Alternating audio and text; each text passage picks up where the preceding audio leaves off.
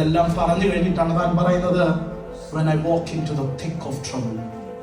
അപ്പം ദൈവത്തെ ആരാധിക്കുന്നവരുടെ ജീവിതത്തിൽ ട്രബിൾ ഇല്ലെന്നല്ല, ദൈവത്തെ ആരാധിക്കുന്നവരുടെ ജീവിതത്തിൽ പ്രശ്നങ്ങൾ ഇല്ലെന്നല്ല, ഇതിലൂടെ കടന്നു പോകുമ്പോഴും അവർ പറയുന്ന ഒരു വാക്കുണ്ട്, keep me alive.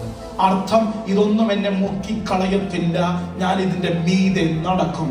അവൻ പത്രോസ് പറഞ്ഞതുപോലെ, കർത്താവേ നീയാണെങ്കിൽ ഇതിന്റെ മീതെ നടക്കുവാൻ നീ എന്നെ അനുവദിക്കണം.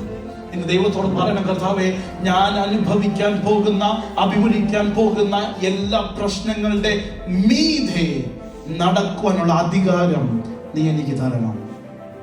നമ്മുടെ മുമ്പിലുള്ള പല കാര്യങ്ങളായിരിക്കും നമ്മൾ തരണം ചെയ്യാൻ വേണ്ടി തയ്യാറായി നിൽക്കുന്നത്. നമ്മൾ ചിന്തിക്കും, കർത്താവേ ഇതൊക്കെ എന്നെ കൊണ്ട് കഴിയുമോ, ഇതൊക്കെ എപ്പോൾ സംഭവിക്കും?